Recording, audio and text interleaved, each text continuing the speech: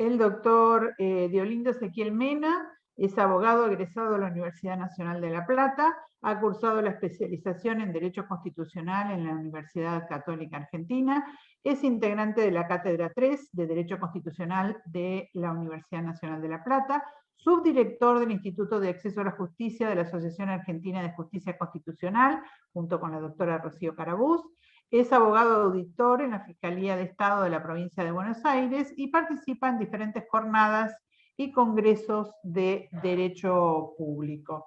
En esta ocasión nos va a disertar sobre el tema de acceso a la justicia y cuestiones tributarias de personas con discapacidad. Muchas gracias, doctor Mena.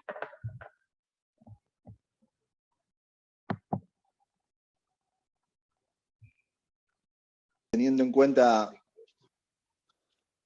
en cuenta la cantidad de casos que hemos tenido en el país, los casos, todos conocemos casos, y también gente que ha tenido secuelas, el tema de no poder viajar en transporte público, ya que uno de los argumentos, como les decía recién, uno de los principales argumentos en los cuales la provincia se basaba era en que esta persona podría viajar en transporte público. Entonces, queda como esa sensación de que reflexionando sobre las exenciones en el Código Fiscal, ley 10397 y modificatorias que son infinitas, queda esa reflexión muchas veces de lo tortuoso que es para el administrado llegar a la instancia administrativa y tener que tratar de lograr lo que busca, muchas veces sin patrocinio letrado. Y acá entra en discusión uno de los grandes temas que siempre estamos en el instituto debatiendo con el doctor Isabela, con Diego y otros colegas, si es necesario para el procedimiento administrativo tener patrocinio letrado. Obviamente que la persona pueda tener algún tipo de patrocinio en el procedimiento administrativo, principalmente por un par de cuestiones. En general, en la práctica profesional, cuando el contribuyente recurre a la administración, a la vía administrativo, en forma personal, sin ningún tipo de asesoramiento letrado, en general, después, ¿qué termina ocurriendo? Termina ocurriendo lo que pasó en la... Después de que el procedimiento administrativo no funcionó, tuvo que recurrir a la justicia y ahí tuvo que contratar un abogado. Entonces, si tal vez hubiese tenido algún tipo de asistencia letrada en la instancia administrativa, tal vez podría haber ganado y hubiéramos evitado la sede judicial. Generalmente pasa eso. Nosotros en el Instituto de Acceso a la Justicia, muchísima gente del derecho público, ¿qué vemos? Que cuando el funcionario de turno, cuando ve que está el particular solito o solita, y bueno, que vaya a ver un abogado, y rechazan, y se rechaza, etc. Entonces, bueno, ahí hay un tema de incumbencia profesional. Muchas veces decimos que desde los colegios de abogados algún tipo de consultorio jurídico especializado en derecho administrativo para instancia administrativa debería haber, a los fines también de no dilatar la cuestión.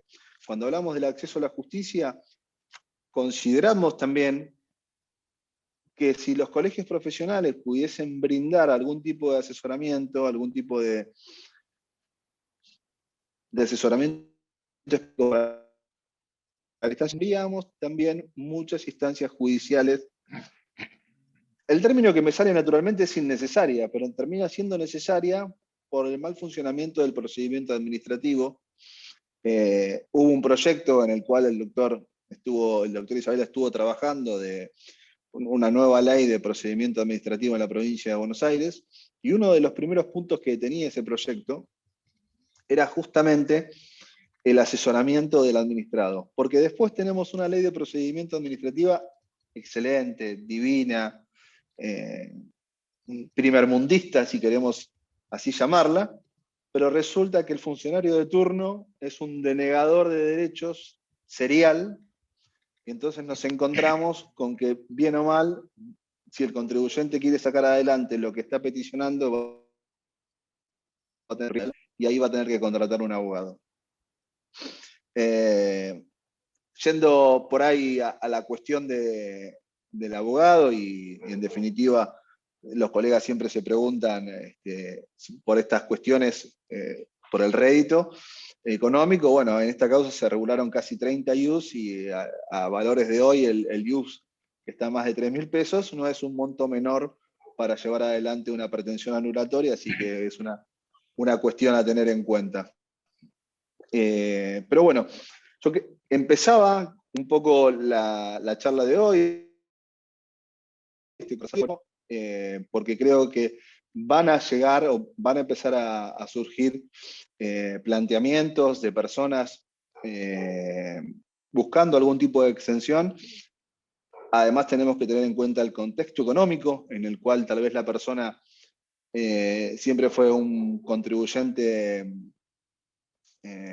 fiel al pago de sus impuestos, pero en el contexto económico que atravesamos hoy, tal vez no solo por el COVID, sino tal vez por algún otro tipo de discapacidad que nunca planteó, desee plantearla, y seguramente en esta situación que tiene la administración, termine pobre con una pretensión anulatoria en un juzgado contencioso administrativo. Un par de cosas que no quiero olvidarme. No solo la medida para mejor proveer que el juez ordenó al municipio para que informe, como les decía, un mundo público, sino también que el juez se basó en el bloque de convencionalidad que tiene la Argentina. Hace poco un profesor en un curso que estaba haciendo en la UBA, ya no hablaba de la pirámide de Kelsen, sino que hablaba del hexágono de Kelsen, diciendo ya no hay un vértice en el cual encontramos arriba una sola norma o un solo instrumento jurídico, sino que ya tenemos un bloque de convencionalidad. Y cuando uno analiza el código fiscal, las exenciones, se empieza a dar cuenta que no está, como lo dice la sentencia, muy acorde con el bloque de convencionalidad. Y uno de los puntos de la sentencia fue justamente ese. Hoy, por ejemplo, el tema de las elecciones que se vienen en menos de 2 semanas, ¿no? Entonces, para no desviarme del tema, no sé si están al tanto, pero si una persona con COVID quiere ir a votar, van a tener que aceptar el voto de esa persona. ¿Por qué? Porque los tratados internacionales, ¿qué dicen? Que no se le puede negar el voto a una persona por enfermedad.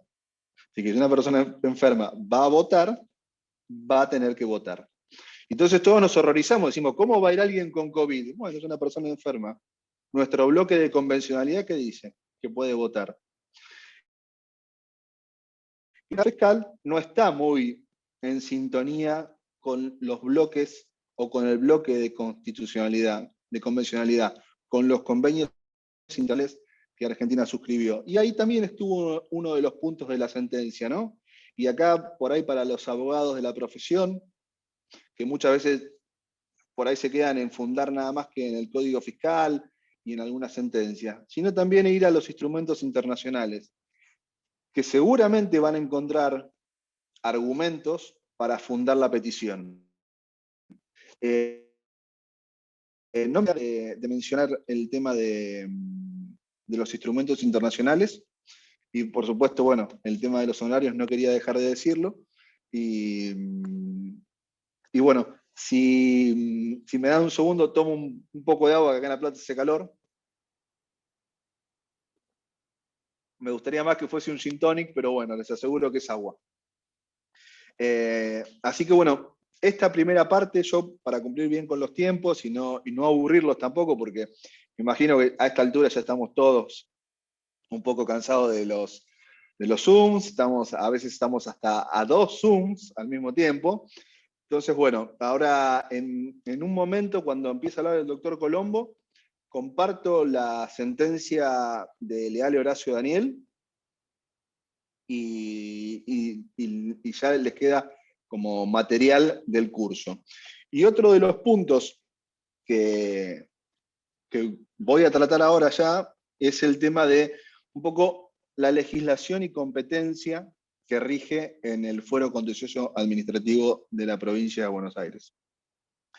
Como le decía, o como me presentaba Patricia, yo trabajo en Fiscalía de Estado de la provincia de Buenos Aires, estoy en la parte de los apremios, así que el apremio es más o menos como el COVID, o tuvimos uno, o conocemos a alguno, o nos consultó alguno por algún apremio. O sea, no quiero decir que es lo peor que le puede pasar a uno en la vida, pero de ejecuciones fiscales, los abogados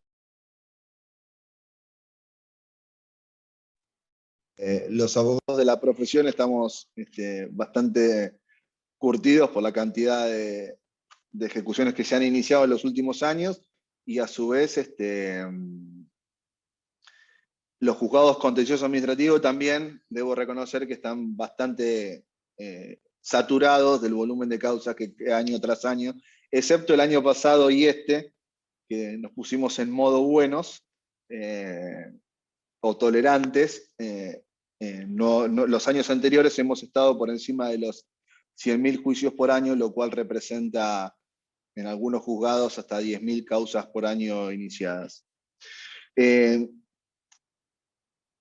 Para ir directo al tema, en la provincia de Buenos Aires tenemos, para el tema de ejecuciones fiscales, tenemos 2 leyes.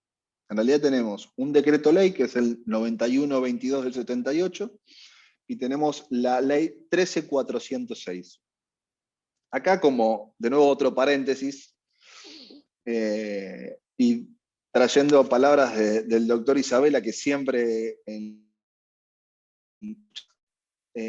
menciona el tema de la contrarreforma del Fuero Contencioso Administrativo, cabe recordar, hacer un análisis brevemente histórico, de que el Fuero Contencioso Administrativo no iba a ser competente en materia de ejecuciones fiscales, en esta parte puntual de derecho tributario.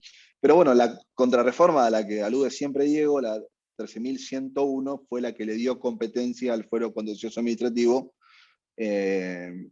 para las ejecuciones. En definitiva, esa contrarreforma, le doy muchas veces la derecha a Diego, en su famoso concepto de la contrarreforma, pero en definitiva terminó siendo el medio necesario para que de una vez por todas el fuero se ponga en funciones en la provincia de Buenos Aires. Y empezó con el decreto ley 9122 del 78 como única legislación. Luego surge la ley 13406, que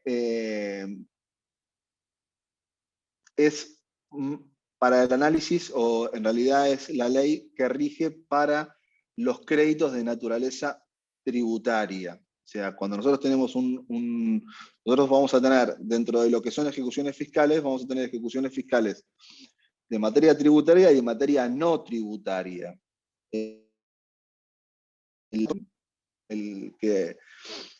El abogado de pasillo, en general, va a encontrar muchas consultas de los 2 tipos, tanto de tributarias como de no tributarias. ¿Por qué hago la diferencia? Porque las tributarias solamente surgen de ARBA. Podemos hablar de las típicas, como para aburrirlos. Las típicas son ingresos brutos, automotor, inmobiliario, sellos. Como puede ser una multa de ARBA, el tema COT, el Código de Operación de Transporte, el famoso Código de Operación de Transporte, para aquellos, no, me eximo o me excuso de hablar de las 3 principales, ingresos brutos, inmobiliario y automotor, porque eso ya a esta altura un poco aburre, pero sí de las no típicas, por ejemplo, el Código de Operación de Transporte, que muchas veces el abogado de la profesión es consultado por algún transportista, por alguna empresa de transporte, por alguna empresa de logística, dice, bueno, tuvimos esta multa, no la pagamos y hoy tenemos un juicio de apremio, un juicio ejecutivo, y ya van a ver al abogado con el mandamiento o con el embargo. La empresa se entera del embargo o el transportista se entera del embargo y va a ver al abogado, y el abogado dice, ¿qué es esto del COT? Título ejecutivo COT. Bueno, el COT es una multa que aplica ARBA en algún control en la ruta por no tener el código de operación de transporte. Es una de las atípicas. Otra de las atípicas que el abogado puede ser muchas veces consultado es el inmobiliario complementario. ¿Qué es el inmobiliario complementario? Es un complemento del impuesto inmobiliario que se le cobra a todo contribuyente que tenga dos o más propiedades a su nombre, y esto surge fácilmente porque el titular es el mismo, de dos o más bienes, y hay contribuyentes que tienen dos o más bienes, y un día se encuentran un complementario y ya directamente está en un juicio de apremio. Y bueno, ese es otro de los no típicos que podemos encontrar en el fuero contencioso administrativo, en el cual la ley del inmobiliario complementario es anterior al 2015, con lo cual tampoco hay demasiada jurisprudencia, pero sí demasiados reclamos. Entonces, muchas veces el abogado es consultado por esos juicios atípicos, y dentro de los no tributarios, que se rigen con la 9122 del 78, vamos a encontrar muchas deudas de distintos organismos de la provincia de Buenos Aires. Por ejemplo, Autoridad del Agua, no la tasa, porque ahí ya se ha definido que la tasa de efluentes es materia tributaria y es materia del contencioso, porque la tasa es tributaria, pero sí las multas de la Autoridad del Agua, puede haber multas del OPDS, aquellos que tal vez asesoran o están vinculados profesionalmente con alguna empresa que tenga tratamiento de residuos, que tenga depósito de determinados productos que puedan ser contaminantes, pueden encontrarse en la situación de estar siendo ejecutados por alguna sanción del organismo para el desarrollo OPDS, sustentable. Después podemos encontrar también, para los que hacen previsional, cargos deudores del Instituto de Previsión Social. Lo más típico que vamos a encontrar dentro de lo no tributario va a ser la ejecución de los aportes previsionales de las cajas profesionales, inclusive del Colegio de la Caja de Abogados. Cuando uno entra en mora con la caja lo va a intimar, y si no, esos aportes se cobran vía apremio. No solo la caja de abogados, sino también la caja de odontólogos, la caja de ingenieros, etc. Cada jurisdicción es un mundo, en la provincia de Buenos Aires más todavía, y muchas de las jurisdicciones tienen secretaría de apremios en las cuales, cuando los abogados de a pie concurrían a esa oficina, a esa secretaría, se encontraban con una larga fila de distintos profesionales de distintas cajas, procurando sus juicios, que estos juicios no tributarios son en formato papel. Cabe aclarar, y acá hago por ahí como una especie de aviso parroquial o de gestión, que en la provincia de Buenos Aires contamos con un proceso totalmente electrónico en lo que es el apremio en la provincia de Buenos Aires, ya que el título ejecutivo es digital. La demanda se inicia vía token a la Receptoría General de Expediente, y el juzgado contencioso administrativo que salga sorteado ya directamente tramita toda la causa en forma electrónica sin ninguna necesidad de imprimir o de generar un expediente de tipo papel, como históricamente cartulina, el código de barras de la Receptoría de Expedientes, la impresión del primer despacho y la firma. Bueno, eso como me gusta decir a veces, ya fue abolido, excepto que haya alguna bilateralización del proceso, y ahí a veces en la práctica judicial el juzgado decide imprimir las presentaciones del actor y de la demandada y generar una especie de legajo para poder tramitar la causa y demás. Pero bueno, esto se da en la provincia de Buenos Aires y también se da en algunos municipios.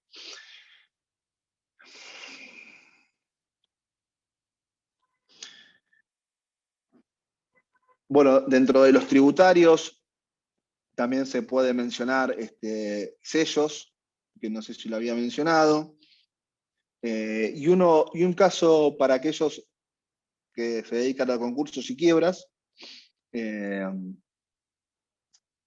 para aquellos que se dedican a concursos y quiebras, y ya que concursos y quiebras va a volver a ser un boom, como lo fue entre el 2002 y el 2003, así que los abogados concursalistas, nunca definido cómo es el gentilicio, pero para aquellos que se dedican a concursos y quiebras, también ahí vamos a encontrar el famoso certificado de deuda verificada en concurso, en ejecución, ya que, si no me equivoco, es el artículo 53 de la Ley de Concursos y Quiebras. No me quiero poner en concursalero, pero la obligación del concursado es presentar propuesta con los quirografarios y no con los privilegiados. Y uno de los privilegiados siempre es el fisco. Entonces, el fisco o cualquier privilegiado con privilegio especial o general, si no recibe propuesta, puede requerir que se le pague su crédito o puede pedir la quiebra del concursado. Y por una cuestión de criterio estatista, el fisco nunca pide la quiebra del concursado. Entonces, lo que hace es pedirle al juez un certificado de deuda verificada, y ahí lo que dice el artículo de la Ley de Concursos y Quiebras es que el acreedor puede ir con ese título a reclamarlo por la vía originaria, y la vía originaria va a ser siempre el apremio. Entonces, casos con alguna ejecución de este tipo en los juzgados contenciosos administrativos, me ha tocado inclusive llevar varias adelante, y ahí también hay un tema interesante, porque muchas veces de la prescripción de la ejecución, la prescripción del certificado de deuda verificada en concurso, así que ahí también hay un tema de los no típicos, que por ahí son los más entretenidos para este tipo de encuentros. Y no me quiero extender más porque la verdad que las charlas del doctor Colombo, que no me quiero anticipar, no lo quiero espolear al doctor Colombo, pero en las que siempre he estado, que él ha hablado, siempre los temas urbanísticos, y espero que esta vez también lo toque, si no voy a hacer una falsa expoliación, son muy interesantes.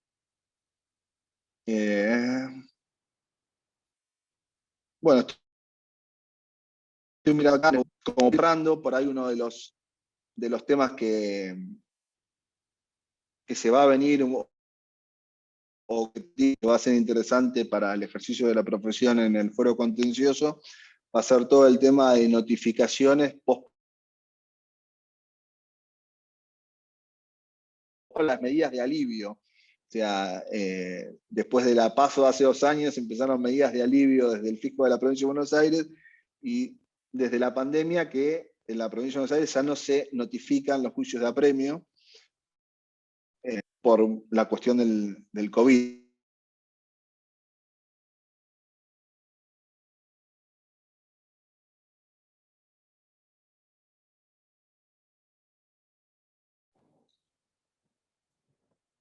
Parece que perdió conexión el doctor Mena. Sí, nos perdió.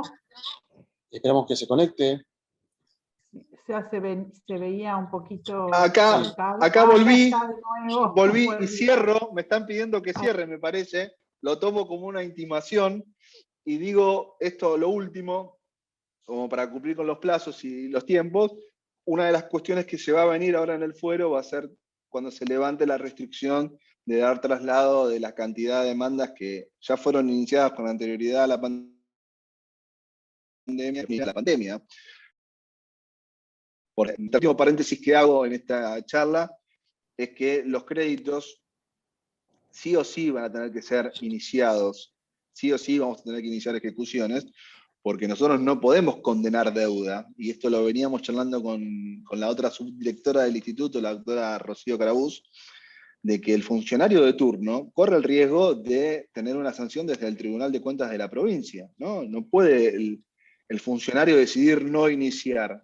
Podrá esperar hasta el último día para evitar la prescripción, pero sí va a tener que iniciar el juicio en algún momento, porque si no puede tener un cargo deudor muy fuerte del Tribunal de Cuentas de la provincia de Buenos Aires. Entonces, cuando se libere, por así decirlo, el tema de las notificaciones, porque están restringidas por una sencilla razón, que es la pandemia, yo agregué física, el que vaya a notificar un juicio en este contexto no va a ser para... Ya no era bienvenido antes de la pandemia, no me quiero imaginar cómo van a recibir a un oficial de justicia con un mandamiento de intimación de pago en un domicilio. Y ahí vamos a tener, para mí, un nuevo ritmo, un nuevo... en lo que es las ejecuciones fiscales en la provincia de Buenos Aires, ya que seguramente vamos a encontrar distintos planteos. Pero bueno, cierro, ya lo podemos escuchar al doctor Colombo, que además es un amigo de la querida Mar del Plata, y bueno, ahora mientras me quedo muteado como un alumno más del curso, comparto el fallo legal del contencioso administrativo de Pergamino y les agradezco la atención dispensada. Muchas gracias. Y muchas gracias, Diego. Muchas gracias, Bueno, doctor Mena. Ahora, antes que Patricia comente los antecedentes académicos del doctor Juan Martín Colombo, quien es también miembro del instituto, quería agradecer especialmente la labor que hace Rocío, que siempre está con nosotros hablando muchísimo, en este caso en la coordinación, en otros momentos como docente, y decirles que están todos invitados, aquellos que no forman parte, perdón, Patricia, que por ahí meta el chivo, a formar parte. Patricia, vos también, no sé si te lo comenté en el momento, que la verdad que tenés tanto para dar y das tanto para la colegiatura, ¿no? Siempre con estas iniciativas tan buenas, y también en la FACA, sé que haces una labor muy importante, siempre con ese espíritu colegial, ¿no? Que hay que destacarlo. Así que también estás, desde ya, si no te lo he dicho antes, invitada a formar parte del Instituto de Acceso a la Justicia, de la Asociación Argentina de Justicia Constitucional, que coorganiza junto con el Colegio de Abogados de Mercedes, a quien siempre agradecemos que nos dé esta oportunidad. Y bueno, y pueden ver nuestra actividad también en Instagram, que es Instituto de Acceso a Justicia, y a seguirnos también desde allí. El doctor Martín Colombo, Juan Martín Colombo, va a hablar de un tema que es impugnación de ordenanzas y las dificultades que hay de acceso al control judicial de estas, un tema que a mí me gusta mucho de hace años, y la verdad que ha dado una charla excelente el año pasado, así que nueva oportunidad seguramente vendrá con alguna novedad judicial o jurisprudencial, así que le damos también la bienvenida. Te dejo, Patricia, te paso la voz, el micrófono. Bueno, muchísimas gracias por la invitación, y también quería destacar que entre los cursantes está el doctor Javier Menay, que es consejero también de nuestro consejo directivo del nombre del colegio. Así que bueno, quería destacar también su presencia y que está transitando también esta cursada. Como bien dijo Diego, el doctor Juan Martín Colombo se va a abocar al tema de impugnación de ordenanzas en la provincia de Buenos Aires, abogado de la Universidad Nacional de Mar del Plata, magíster en Derecho Administrativo de la Universidad Austral, director del Instituto de Derecho Administrativo del Colegio de Abogados de Mar del Plata, y ejerce la profesión de forma independiente. Bueno, como todos los años, bienvenido, doctor Colombo, y lo ponemos en el uso de la palabra. Bueno, buenas tardes a todos. Muchas gracias por la invitación, a las autoridades del Colegio de Abogados de Mercedes, a las de la Asociación Argentina de Justicia Constitucional, particularmente las del Instituto de Acceso a la Justicia que dirige Diego Isabela, y también me pone contento compartir en la clase el encuentro con Ezequiel Mena, que es un querido amigo. Yo le hago una pregunta, Patricia. ¿Hay posibilidad de compartir una pantalla para que sea más agradable el paisaje y vean algo Ya escrito? mismo. Si se puede, lo hago, y si no... Ya mismo.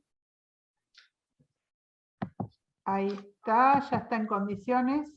Probamos, estoy con una computadora que está difícil. A ver. Acá. Ya puede compartir. Bueno, ahí está. se ve. Perfecto. Perfecto. Bueno, muy bien. A ver, esto sería... ahí. Bueno, lo que voy a tratar de hacer es rápidamente presentar un panorama un poco apurado con las principales notas que presenta la situación judicial actual en la provincia de Buenos Aires en lo que refiere a acceso a la justicia para impugnar ordenanzas municipales. La charla va dirigida preponderantemente a la impugnación de ordenanzas municipales ante el fuero contencioso administrativo, pero obviamente también refiere a la materia cuando la impugnación se realiza, se desarrolla, le corresponde a otros órganos judiciales provinciales. Digamos. Lo que yo quiero con esto es solamente presentar algunos puntos, un conjunto de puntos que están más o menos relacionados entre sí, que pueden tener algún interés para quienes trabajan con estos materiales jurídicos, ¿no? Enfocados a dos puntos o dos tópicos fundamentales, que son el de acceso a la justicia y el ya tal vez más procesal, pero en el que se desarrollan argumentos constitucionales y convencionales, que es el de la impugnación de las ordenanzas municipales, ¿no? A veces cuando hablo de esto, hablo también de otra cosa, que está más o menos relacionada, y es del fuero contencioso administrativo, ¿no?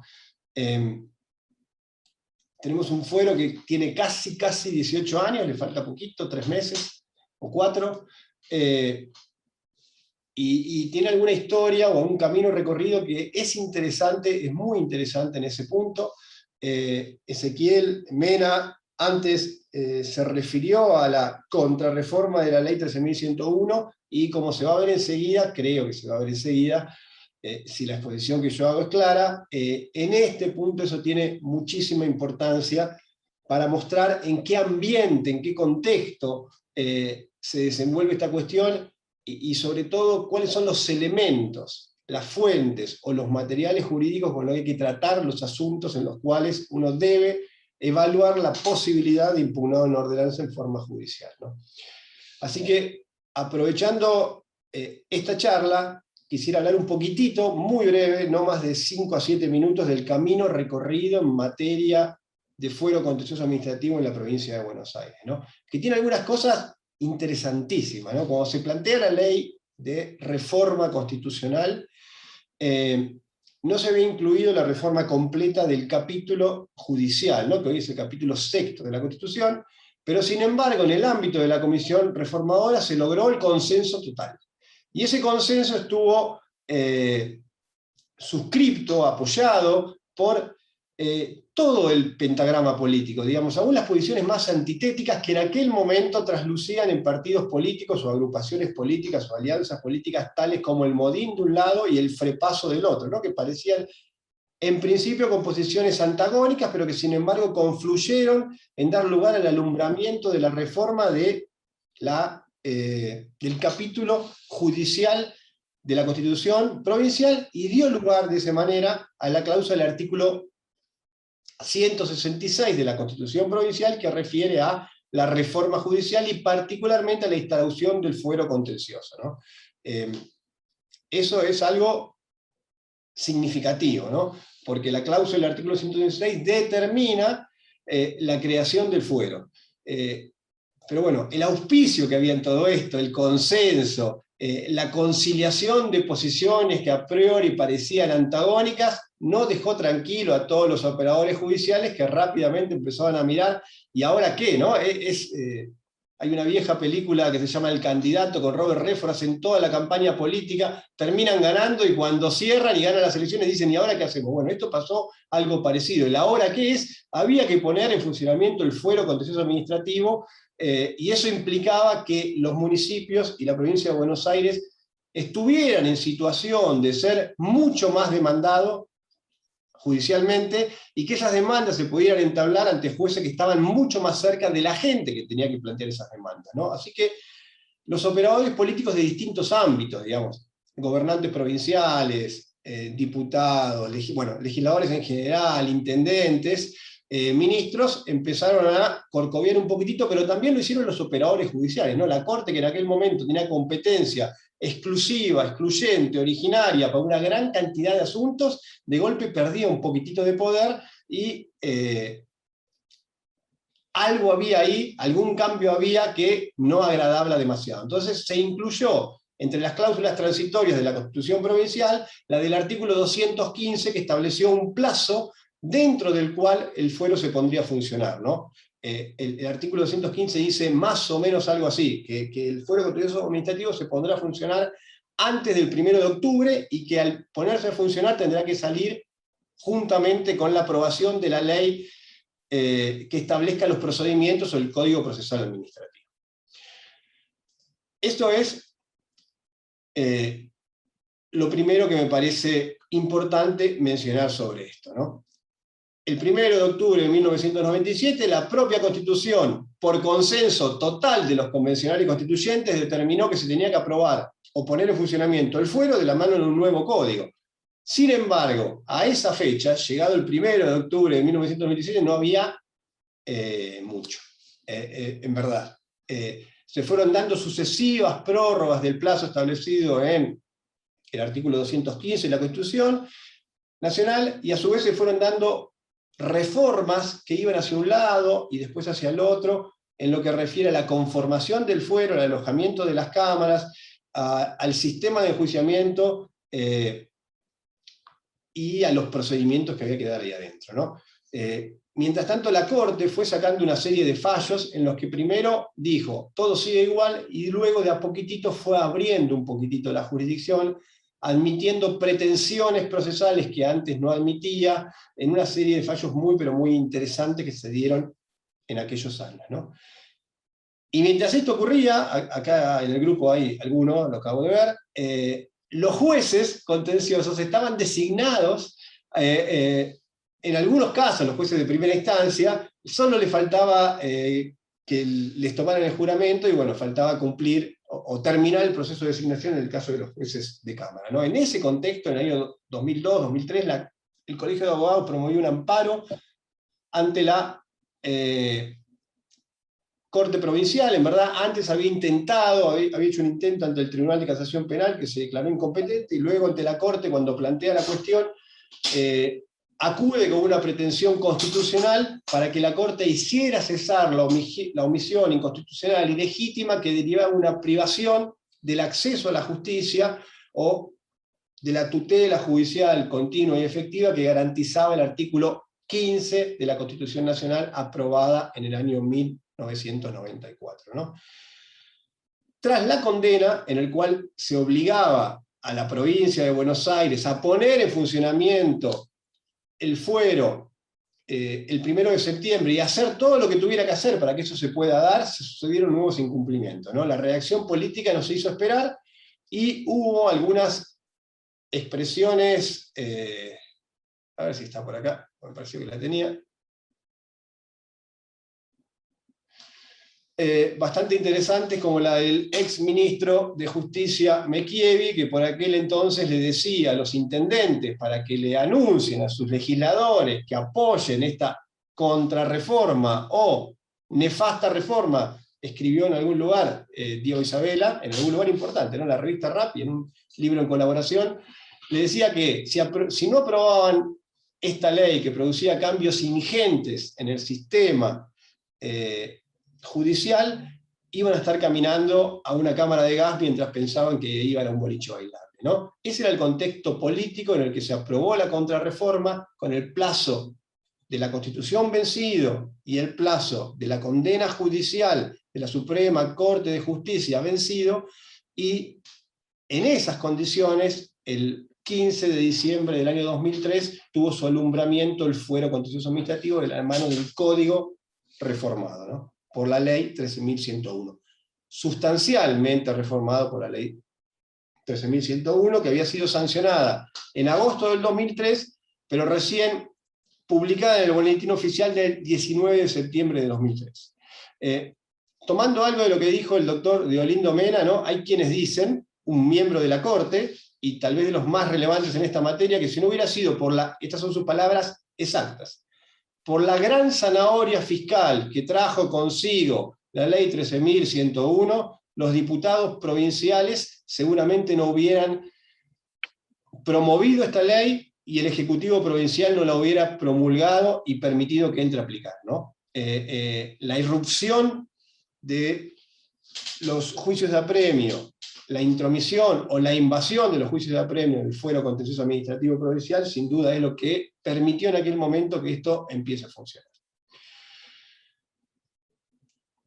Ahora bien, ¿por qué todo esto, o cómo influyó todo esto en materia de impugnación judicial de ordenanzas? En primer lugar, porque trató de convencer a los intendentes que le dijeran a sus diputados, o a sus legisladores, a los afines, ¿no?, que aprobaran estos cambios que se instrumentaron en el código anterior, en la última versión que estaba vigente a mediados del 2003. Eliminaron la expresión ordenanzas municipales del artículo 2, que refiere a los casos incluidos en la materia procesal administrativa. El artículo 12.5.1, que incluye la pretensión anulatoria de actos administrativos de alcance particular, y antes incluía las ordenanzas.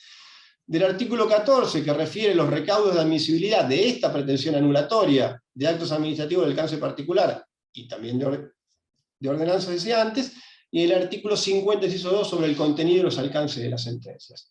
Y a su vez, en paralelo, reformó la Ley Orgánica de las Municipalidades, en el artículo 77, inciso primero, haciéndole decir a una ley que las ordenanzas son leyes, no una ley que dice que es ley, es algo al menos opinable, vamos a llamarlo así.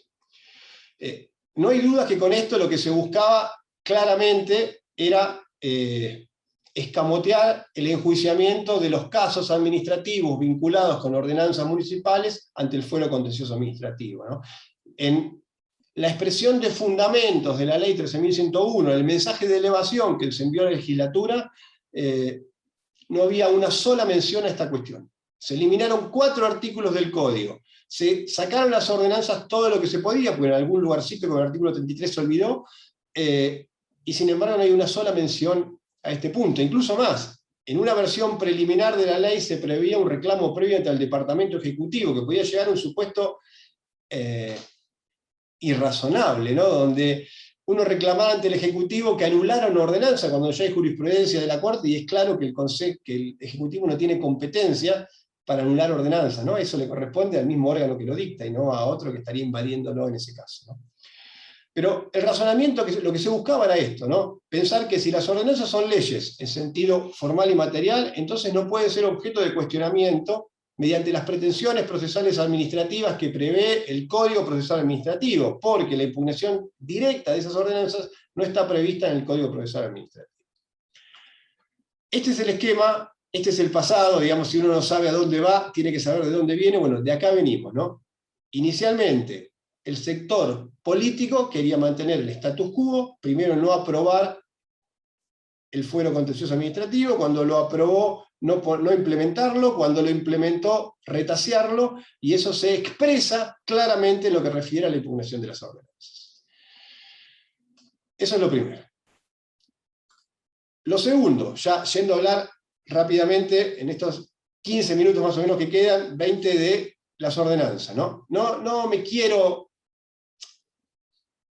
porque no puedo o no me conviene, ¿no?, por falta de conocimiento, pero no quiero lanzar muchas apreciaciones vinculadas con el concepto, la noción del ejercicio de funciones administrativas, al cual que menciona el artículo 166 de la Constitución provincial, y reproduce con sus variantes los artículos 1 y 2 del Código Procesal Administrativo, ni sobre la naturaleza jurídica de las ordenanzas, ¿no? Sobre lo primero hay posiciones doctrinales muy variadas, muchas de ellas muy, muy destacadas y conocidas, así que eso lo evito. Y sobre lo segundo, que sería la naturaleza jurídica de las ordenanzas, también hay expresiones muy, muy certeras. Yo trataré de dar un enfoque meramente procesal y que reposa en algunos antecedentes judiciales, de los cuales ahí aparecen citados dos: Municipalidad de Maipú con Macchi sería uno, y otro que es Municipalidad de Malvinas Argentinas con Llopis, y Ecoplata de la Cámara de Mar del Plata. Municipalidad de Malvinas Argentinas con Llopis es la Cámara de San Isidro, luego lo vamos a volver a ver, ¿no? En este esquema sería que, a partir de la reforma producida en el artículo 77, inciso primero de la Ley Orgánica Municipal, que dice que las ordenanzas son leyes en sentido formal y material, surgieron distintas interpretaciones sobre la naturaleza jurídica de las ordenanzas y su asimilación en las leyes del ámbito nacional o provincial, ¿no? Y cuestiones relevantes en esta materia. Algunas de esas interpretaciones, según entiendo yo, incurren en algunos excesos o sobreinterpretaciones de los textos constitucionales, de los textos legales, y en ocasiones de los precedentes judiciales, particularmente de dos de la Corte Suprema de Justicia de la Nación, que son el precedente Promenade de 1989 y Rivademar del mismo año, ¿no? ¿Cómo se ve esto? ¿O dónde se ve? ¿Dónde puede verse? Por un lado, hay una serie de antecedentes que se vincula con las ordenanzas y su asimilación a los actos de naturaleza administrativa, que están expresados en un dictamen del año 2011 de la Asesoría General de Gobierno, en el cual creo yo que con una pasmosa orfandad de fundamentos, la Asesoría General de Gobierno asimiló las ordenanzas a las leyes, y repito, sin fundamentos, o casi sin fundamentos, o con fundamentos aparentes, determinó que se puede expropiar solo con una ordenanza, sin ley en sentido constitucional, sin ley aprobada por el Congreso, siguiendo los procedimientos establecidos en la legislatura provincial por la Constitución provincial, ¿no? El dictamen es el que aparece ahí, indicado en primer orden, y tiene solamente 2 párrafos que refieren a la cuestión. En uno dice que en materia de expropiación, pese a que alguna reciente jurisprudencia presenta doctrina opuesta, refiere a el supuesto de la Cámara de Mar del Plata, Municipalidad de Maipú con Macchi, este organismo asesor sostiene que las municipalidades pueden ejercer la potestad expropiatoria mediante el dictado de una ordenanza que crea utilidad pública, y agregan en el párrafo siguiente, y que eso se debe a que el artículo 77 dice que las ordenanzas son leyes. El legislador decide decir que es una ley. Me parece que el fundamento falla un poquitito y carece de apalancamiento constitucional suficiente. Esto es lo primero. Obviamente, el criterio similar a este aparece expresado con fundamentos un poco más certeros y elongados por la Cámara de San Martín en el caso que se cita, y en una posición distinta, la Cámara de Mar del Plata, en 2 antecedentes, hay algunos más, pero estos 2 son los más importantes, uno Municipalidad de Maipú con Macchi, y otro más reciente, con un excelente voto del doctor Diego Usín, la causa Ecoplata, sostiene que no puede darse una asimilación total entre las ordenanzas municipales y las leyes, que son cosas distintas. Pueden confluir, pueden coincidir en algún punto, pero no son lo mismo. Una ordenanza no es igual a una ley, ¿no? Y esto, aplicado al caso que trataba de una expropiación, lo que dice es que, tratándose de una expropiación que traduce una de las formas más intensas de intervención estatal o en los derechos de las personas, en su patrimonio, cuando el artículo 17 de la Constitución Nacional y su similar, artículo 31 de la Constitución Provincial, refieren a las leyes, no están refiriendo a una ley cualquiera, sino una ley en el sentido que la Constitución les da. Es decir, un acto aprobado por la legislatura provincial de acuerdo al procedimiento establecido en la propia Constitución para la aprobación, para la sanción y aprobación de las leyes. Eso es lo que, en más o en menos, la justicia, en este caso la Cámara de Mar del Plata, y entiendo yo, esto también coincide con los lineamientos de la jurisprudencia de la Suprema Corte Provincial, entiende por una ordenanza. Digamos. No hay una asimilación total con los actos de sustancia legislativa. Cuando la Corte Nacional, en el precedente Promenade, por ejemplo, y luego con sus matices en Rivademar, habla de actos de sustancia legislativa, lo hace en su propio jugo, en ese caso, para distinguirlo de los reglamentos y determinar que en ese caso una ley particular puede derogar a una ley anterior, y no se aplica en ese supuesto el principio de derogabilidad de los reglamentos. En ese contexto, en ese caso es que los asimila con los actos de sustancia legislativa, pero constitucionalmente una ley o una ordenanza no es una ley.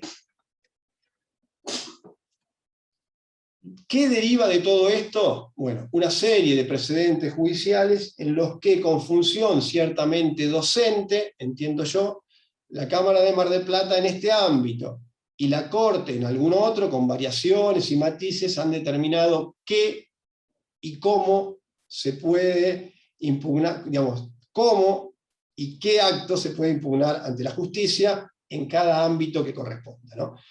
En primer lugar, hay quienes admiten o quienes admitieron, quienes escribieron y sostuvieron con buenos argumentos que las ordenanzas pueden ser impugnadas directamente, todo tipo de ordenanzas, ante el fuero contencioso administrativo. En la formulación inicial del excelente libro que hay sobre el proceso contencioso administrativo de Juan Carlos Casaña y Pablo Perrino, en algunas notas, e incluso en algunos planteos judiciales que hicieron al inicio de la puesta en funcionamiento del fuero, de Pablo Perrino y de Carlos Botassi, ellos lo plantaron sin cortapisas. Se puede impugnar directamente la ordenanza ante el fuero contencioso administrativo. En algún caso, la causa Dowling Group, resuelta por el Juzgado Contencioso Administrativo número 1 de Mar del Plata, les dieron atención y admitieron la pretensión. Pero luego eso fue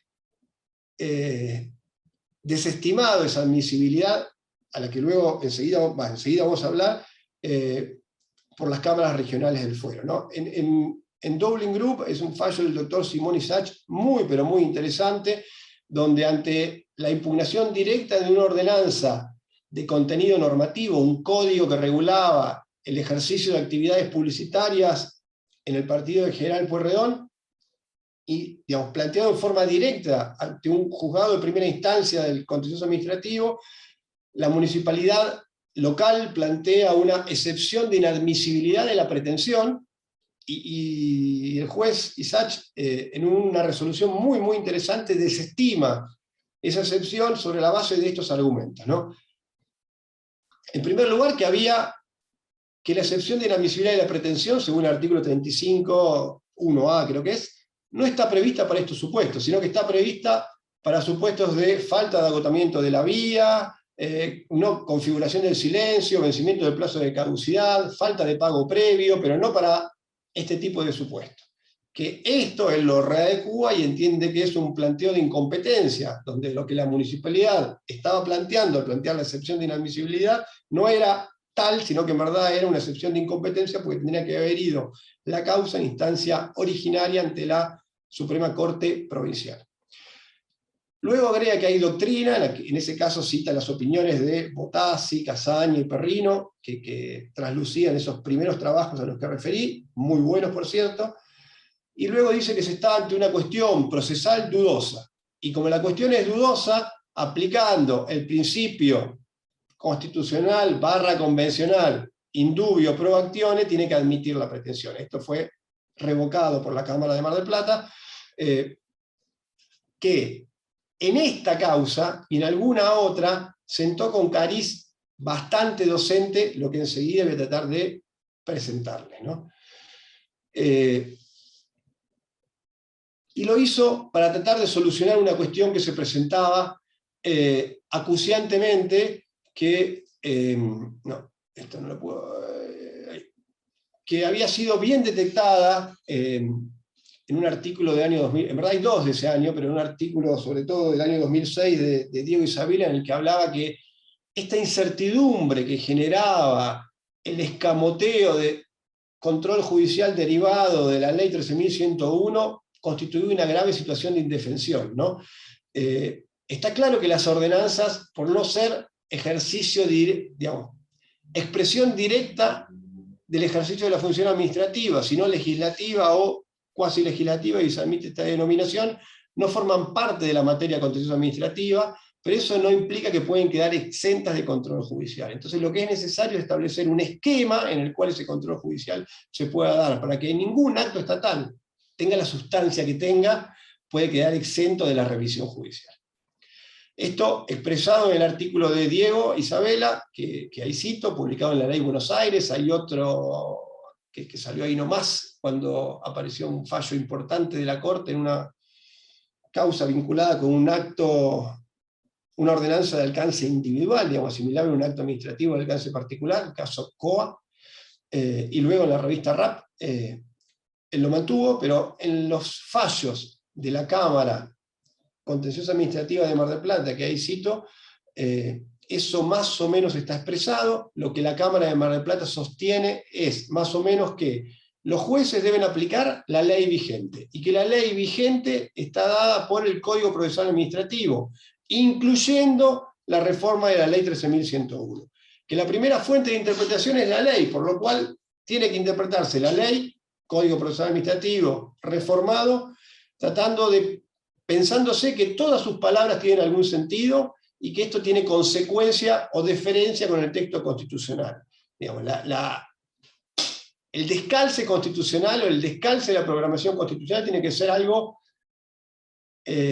no accesible en las primeras interpretaciones, ¿no? Agrega, creo que con buen tino, que el artículo 166, en verdad, lo que contiene es un mandato dirigido al legislador, para que organice el fuero contencioso administrativo, le dé forma, lo implemente y determine qué queda y no queda ahí adentro.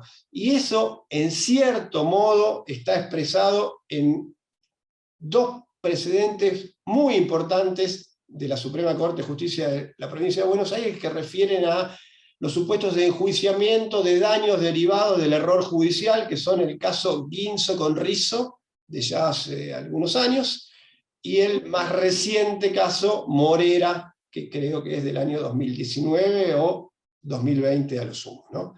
El legislador es quien organiza el fuero procesal administrativo, y este puede determinar que algún supuesto queda incluido, puede excluir a otros, como en este caso lo hizo, yendo y volviendo con los supuestos de reparación derivados de error judicial. Bien, vamos a lo que sería el último capítulo, en donde lo voy a pasar muy, muy rápido, mencionándole solamente algunas cuestiones, ¿no? En dos o tres casos vinculados a pretensiones indemnizatorias derivadas de la responsabilidad estatal, a pretensiones de impugnación de resoluciones del Tribunal de Cuentas, o impugnación de decisiones sancionatorias adoptadas por los tribunales de disciplina de los colegios y consejos profesionales, ¿no? Serían las causas de Checo, Molina, Ortega. Y también en el ámbito de las ordenanzas, la Cámara de Mar del Plata tomó un criterio que es ciertamente docente, ¿no? Borda decía en algún trabajo publicado hace mucho, ¿no?, que en ciertas circunstancias, esto lo estoy leyendo, no es sobreabundante que la ley y la jurisprudencia cumplan funciones docentes, resaltando situaciones que, aunque son obvias, merecen ser tenidas en cuenta. Acá no había situaciones obvias, pero es claro que la Cámara de Mar del Plata quiso establecer los parámetros en los cuales esto se podía impugnar, y lo trató de alinear con los precedentes existentes que tomaba de sus interpretaciones de los antecedentes que daba la Suprema Corte de la Provincia de Buenos Aires, y sobre esa base armó una serie de reglas que yo las organizo como reglas y que paso a mencionar.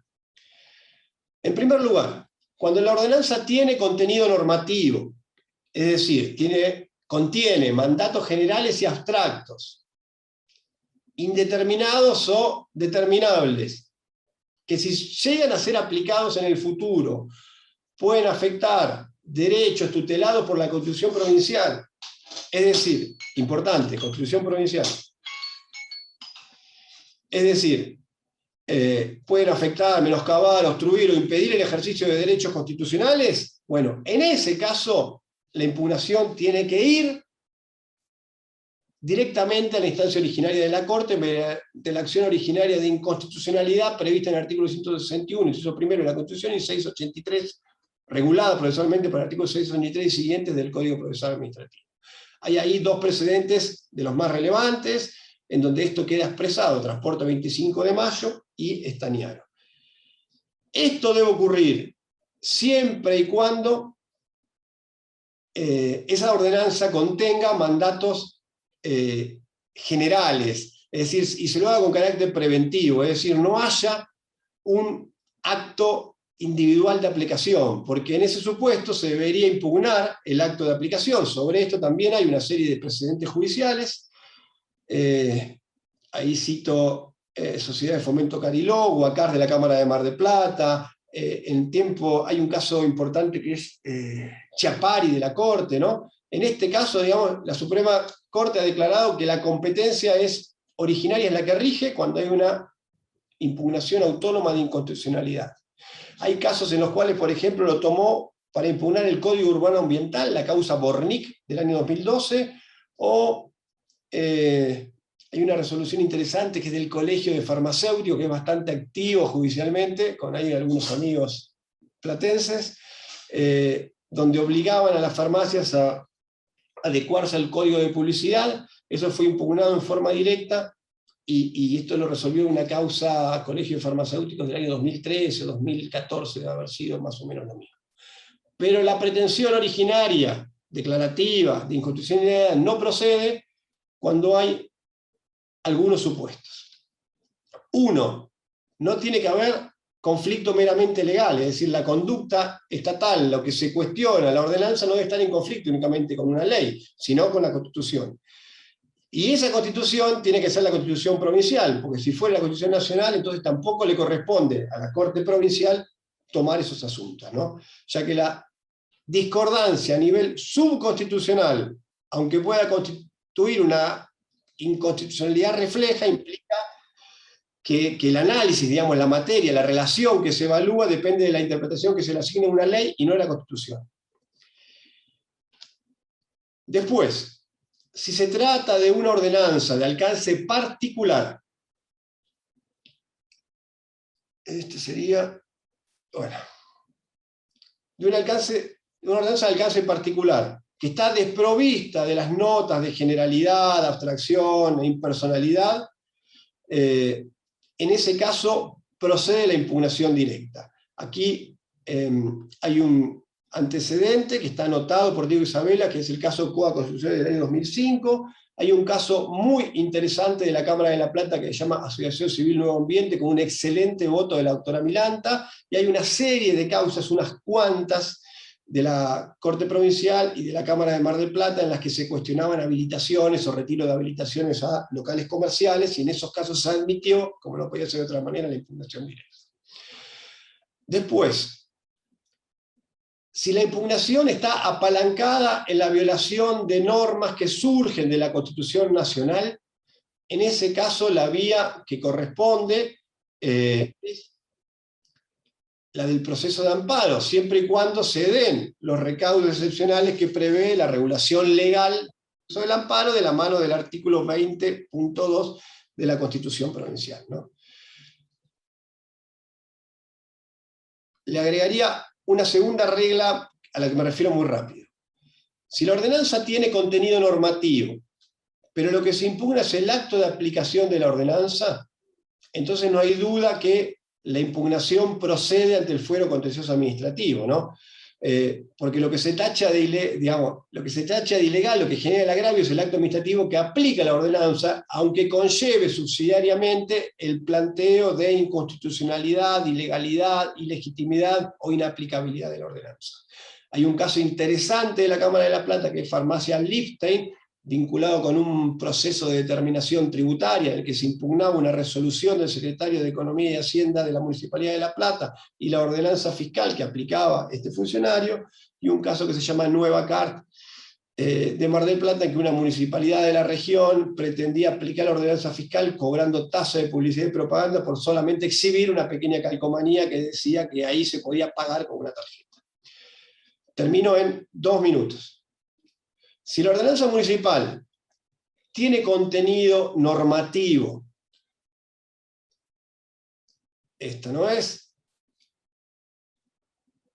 y se la impugna en forma directa, en abstracto, es decir, antes de su aplicación, ¿no? Impugnación directa de la ordenanza, que tiene contenido normativo, una ordenanza fiscal, por ejemplo, una ordenanza impositiva, y se la cuestiona antes de que se haya aplicado. En ese caso, la Cámara de Mar del Plata entiende en un precedente que llegó hasta la Corte y trajo algunos problemas de otra índole, que es el presidente Martínez, se admite la pretensión declarativa de certeza siempre y cuando se cumplan los recaudos que prevé el Código Procesal Administrativo y su remisión parcial al Código Procesal Civil y Comercial, ¿no? Sobre esto hay también una serie de precedentes bastante importantes. Quisiera terminar con la última regla, que sería esta.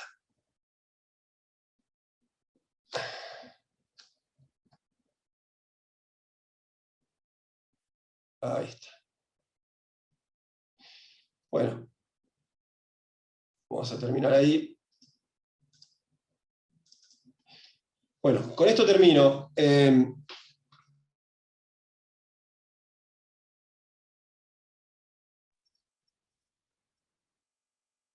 La Cámara de Contencioso Administrativo de Mar del Plata estableció una serie de casos en los cuales, con función docente, trató de establecer carriles ordenatorios de esta cuestión. En algunos votos, sobre todo los de la doctora Milanta y algún voto del doctor Pacarotel en la Cámara de La Plata, la cuestión también va quedando un poco más clara. Hay casos muy interesantes en las otras 2 cámaras regionales, y la Corte, como suelen hacer las Cortes, se manejan un poco más discrecionalmente, ¿no? Pero el panorama judicial en esta materia ha ido aclarando lo que en principio generaba incertidumbre, escozor y tal vez privación de justicia. Nada más y muchas gracias. Bueno, muchas gracias, Juan Martín. La verdad que una excelente exposición, un repaso muy detallado de toda la evolución jurisprudencial en torno a este tema. Excelentemente explicado, metódicamente explicado. Te vamos a pedir el material después para pasarlo a los alumnos, si no lo tomás a mal. De todas formas, ahí incorporamos también en el chat algunas referencias a los fallos que mencionaste, a algún artículo que también mencionaste, y agradecido también por el reconocimiento y las citas que has hecho de mi trabajo. Y me permito abrir un poco, no el debate, sino, ahora lo abrimos para todos, por supuesto, un comentario que hizo Martín que me pareció muy interesante, que es si la cláusula constitucional del 166 del fuero conlleva un techo o es un piso en la definición de lo que es la competencia material del fuero. Pareciera ser que la Corte, como bien mencionó Juan Martín, tuvo 2 criterios. Primero, Enrizo dijo que era un piso y a la vez, que era un techo, es decir, que no se podía exceder la competencia material fijada conceptualmente en lo que es el ejercicio de función administrativa. Y en la otra causa parece decir lo contrario, cambiando ese criterio y diciendo que en realidad la cláusula constitucional no deja de ser un piso y que es el legislador el que puede ampliar o reducir o ampliar lo que es competencia del fuero, más allá si se encuentra o no en el ejercicio de la función administrativa.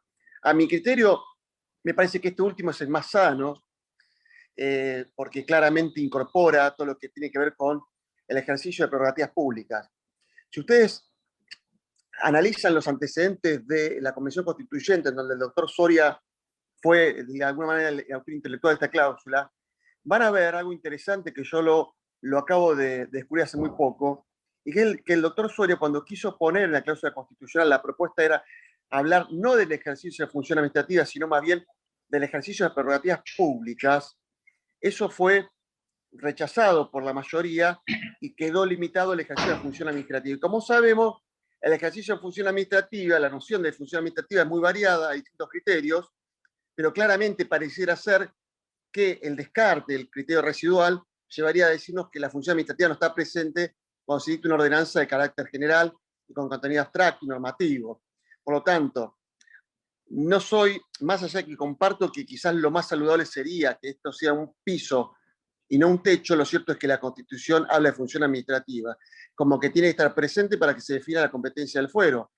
Y el dictado de una ordenanza que es calificada por la ley 13.101, por la ley 13.101 como ley de sentido material y formal, claramente no es función administrativa. Nos guste o no nos guste, hay una compleja situación generada por la cláusula constitucional que a mi criterio conlleva un techo y no un piso, no permite la ampliación de la competencia material del fuero en aquellas cuestiones que exceden el ejercicio de función administrativa o no son ejercicio de función administrativa, nos guste o no, conlleva un límite. Por eso no estoy de acuerdo con el fallo de la Corte, el último fallo de la responsabilidad estatal por función judicial o por error judicial, que no podrían en todo caso ser extendidas a otras cuestiones como la ordenanza. Digo esto porque me parece que hay que ser coherentes con el respeto a la cláusula constitucional y encontrar alternativas como se han encontrado en la jurisprudencia frente a una situación de indefensión frente a una ordenanza cuya naturaleza jurídica sigue siendo discutida pese a la calificación legal. No sé si soy claro, pero un poco era meterle esta cuestión al debate que se puede generar a partir de la charla que de forma excelente hizo Martín.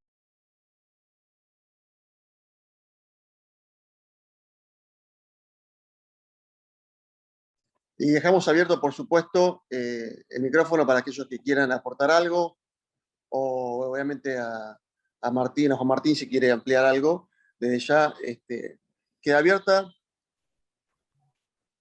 esa posibilidad. Muchas gracias, doctor Colombo. Puros elogios en el chat, igual que al doctor Mena. Muchas gracias a ambos profesores por las disertaciones de hoy. Y bueno, si alguno quiere preguntar o aclarar, están, como decía Diego, los micrófonos abiertos, ¿verdad, Patricia? Cada uno puede... Lo puede activar cada uno, directamente lo puede activar cada uno haciendo clic sobre el micrófono. Y también les digo que tienen ahí en el chat para descargar todos los fallos que se fueron nombrando, tanto los que nombró el doctor Mena como los trabajos y la jurisprudencia que citó el doctor Colombo. Están todos acá en el chat del grupo para descargar.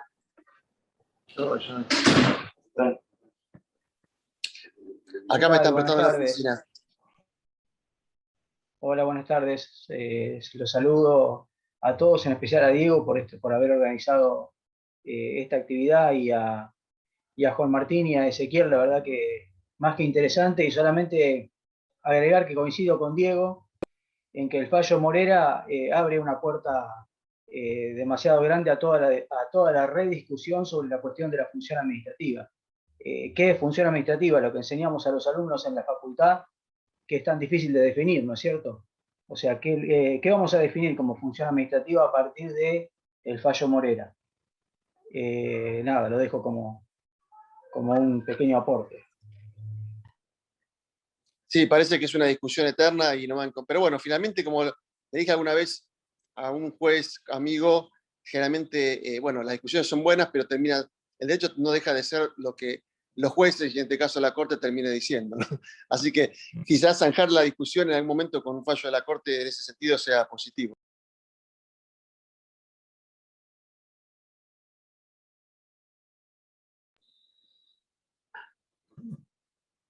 Muchas gracias, bueno, Guillermo, muchas gracias Rizzi por tu aporte. Gracias a todos los expositores, a Ezequiel, a Juan Martín, y nos vemos, no sé, Patricia, para cerrar la charla ya, ¿no?